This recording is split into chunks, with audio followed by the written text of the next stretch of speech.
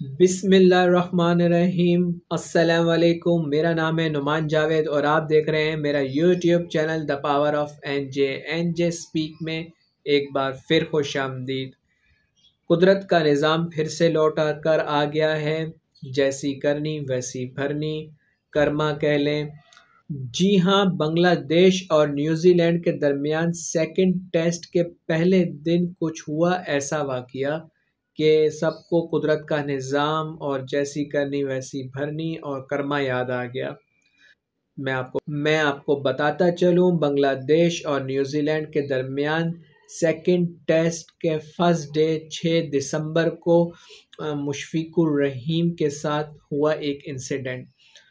मुशफ़िकुर रहीम batting कर रहे थे।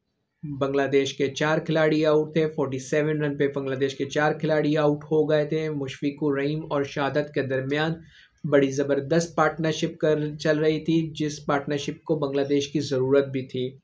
लेकिन हुआ कुछ यूं कि काइल जेमिसन बॉलिंग कराने आए। उनका तीसरा ओवर था, उन्होंने बॉल कराई और मुशफ़िकुर रहीम को बॉल डाली। मुशफ़िकुर रहीम ने बॉल को रोका बैट के थ्रू और बॉल ऑफ स्टंप के बाहर जा रही थी, लेकिन मुशफ़िकुर रहीम को पता नहीं ऐसा क्या सूझा कि उन्होंने बॉल को हाथ से रोकने की कोशिश की और काइल जेमिसन ने अपील कर दी और एम्पायर्स ने मुशफ़िकुर रहीम को उंगली दिखा के आउट दिया और मुशफ़िकुर रहीम को ग्राउंड से बाहर कर दिया।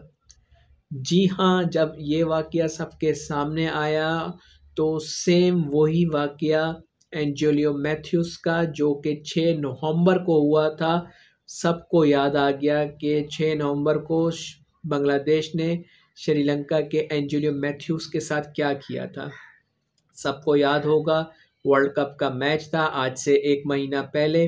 6 नवंबर को एंजेलियो मैथ्यूस बैटिंग करने आए थे और 2 मिनट के अंदर आईसीसी के कानून के तहत एक बॉल खेलनी होती है, लेकिन वो बॉल नहीं खेल पाए थे। उनके हेलमेट का मसला हो गया था, इशू हो गया था, जिसकी वजह से वो बॉल नहीं खेल पाए थे और शाकिब उल हसन ने अपील करके उनका आउट ले लिया था।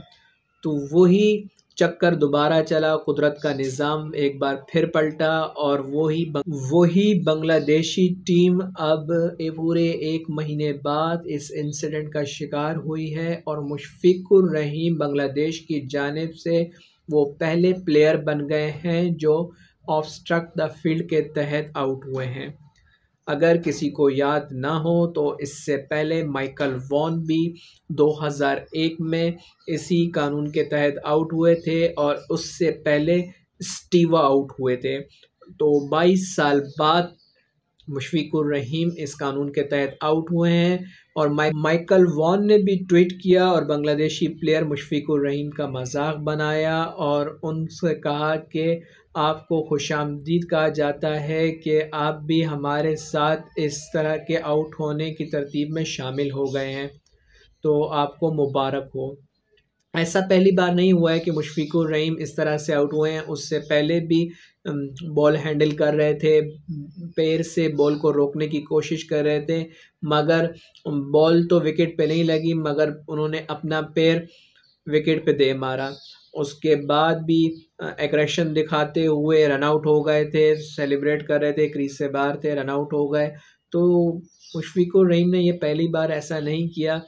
लेकिन मैच का बहुत अहम सिलसिला चल रहा था। बाद में मिचेल सेंटनर से भी बात की गई तो उन्होंने भी कहा कि भाई ये बहुत अहम विकेट थी हमारे लिए, लकी साबित हुई, हमारी बल्ले बल्ले हो गई, क्योंकि मुशफ़िकुर रहीम और शहादत के दरमियान बहुत अच्छी पार्टनरशिप चल रही थी। मुशफ़िकुर रहीम 85 बॉल्स खेल के 35 रन्स बना के खड़े हुए थे और 5वीं विकेट 104 रन पे गिरी और उनकी इस विकेट के बाद लास्ट 6 विकेट्स महज 68 रन्स पे गिर गई और इस तरह 172 पे बांग्लादेशी टीम ऑल आउट हो गई। तो after the match Mehdi Hasan Miraz से जब इस बारे में बात की गई तो उन्होंने भी कहा कि मुशफ़िकुर रहीम बॉल को हैंडल करना नहीं चाहते थे, बस वो कोई उनके माइंड में कोई बात आई और वो इंसिडेंट हो गया। तो न्यूजीलैंड को इस तरह का आउट नहीं लेना चाहिए था। तो फिर पीछे से आवाज़ आई कि जानबूझ के तो एंजेलियो मैथ्यूस ने भी नहीं किया था, तो उनका आउट भी तो आप लोगों ने लिया था। तो यही कर्मा है, जैसी करनी है वैसी भरनी है, तो अब आपको क्यों बुरा लग रहा है। उसी तरह तमीम इकबाल ने बात करते हुए कहा कि जब आप मैच प्रैक्टिस कर रहे होते हैं तो बाज़ औक़ात इस तरह का इंसिडेंट होता है, तो वो बॉल उठाकर बॉलर्स की तरफ फेंक देते हैं, तो वही उनके माइंड में चल रहा होगा और उन्होंने ऐसी हाथ लगा के बॉल को रोक कर बॉलर को देने के लिए बॉल उठा ली होगी या रोकने की कोशिश की होगी, तो ऐसा आउट नहीं होना चाहिए था।